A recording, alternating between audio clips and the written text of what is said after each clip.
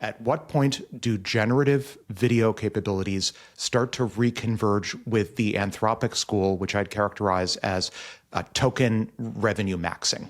Right now, it seems pretty clear that if you're using C-dance models, it doesn't matter how many millions of dollars of X Vision Prize money are going to shower down on folks who can create spiffy videos about the future. That's nowhere close to the amount of money that one can earn in principle with revenue per token maxing. And right now, these appear to be two separate lines of effort. On the one hand, we have a vibrant, largely Chinese-dominated at the training side consumer economy for generating consumer videos.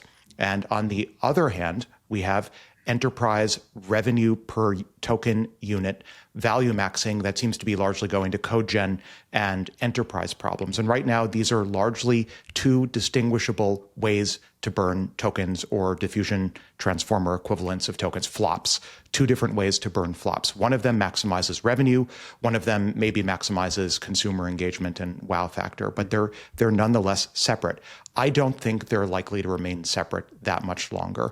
And the reason is, so I use Fable every day, and I use its competitors every day. And I will say the strongest models, the models that are strongest at revenue per token value maxing are just still terribly weak at modeling the visual dynamics of the world. I don't want to call it physics because it's not physics, although a lot of people call it physics. It's at best classical mechanics, but like the intuitive, the physical intuition from general purpose video generation requires that you at least have some embodied intuition. And right now, Fable and its peers are just incredibly weak at that. And I think in order to ultimately revenue max per unit token, it's going to require that these Fable-esque models have just amazing visual intuition as well. And we'll finally see a convergence or reconvergence of these two lines.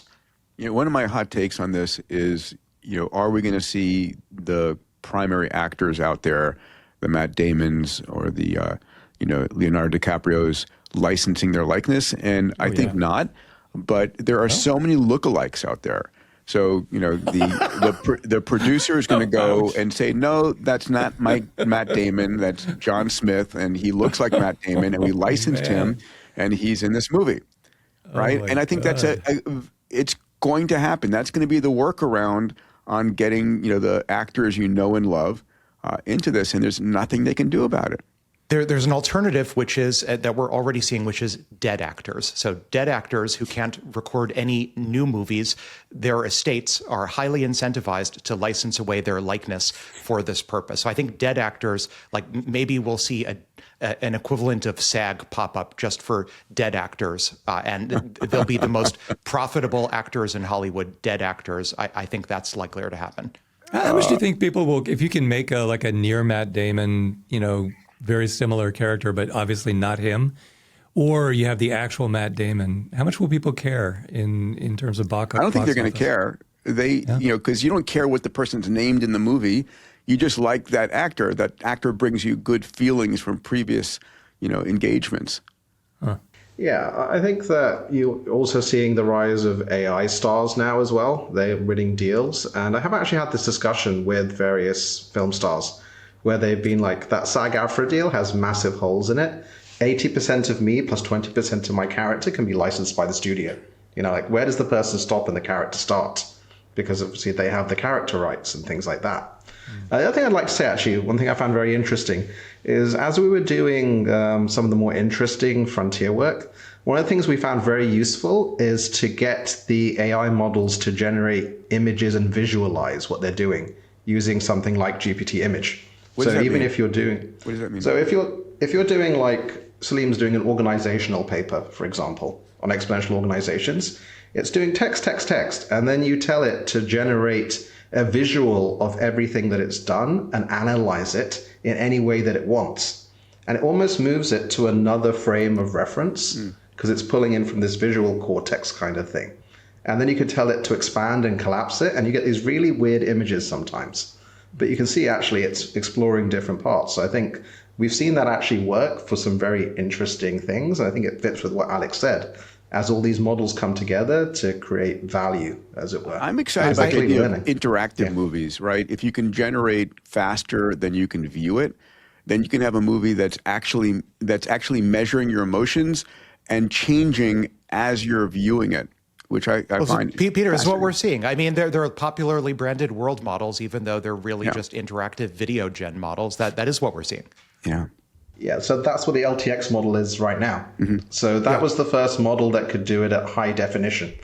And then when that's combined with frame generation on the latest graphics cards, what you've just described, like before it was world models playing like blocky video games. Now you can have interactive Elden Ring or whatever you want as of like this week.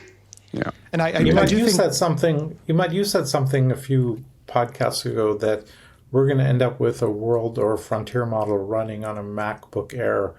I mean, this is a very specific use case. Are we on track for that? Like, because we've got this thing running on a MacBook Air.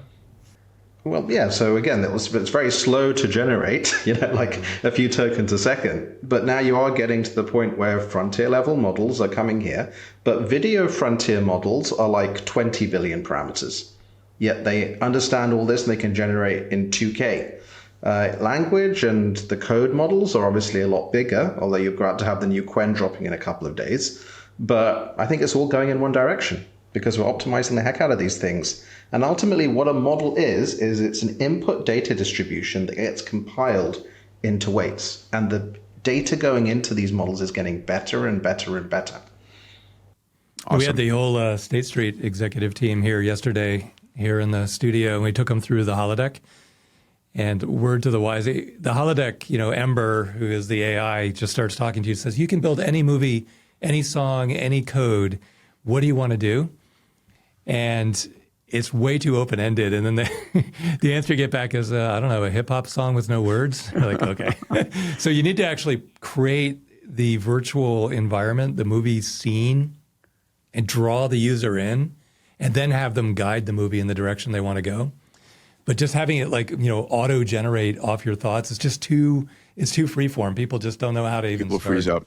Yeah. Freeze up, yeah. maybe just a closing thought on this one, Peter. Please. I do think the recent launch of Opus 5 is a step in the right direction to seeing a convergence between, call it frontier models on the one hand and video gen or world models on the other, because I think we talked on the pod a bit about how Opus 5 seemed almost mildly benchmarked towards front-end development and the loop between visuals and code.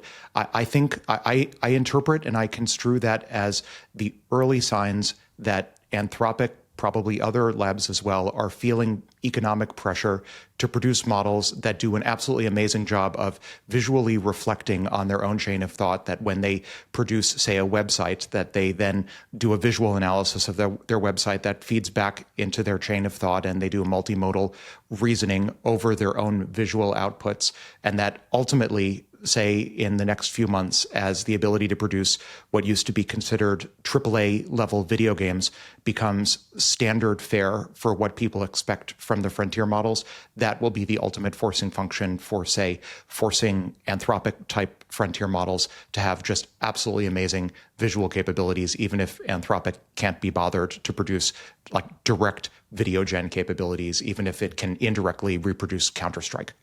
All right. Yeah, that's why they had Call of Duty. People were making right. Call of Duty. Call of Duty. Exactly.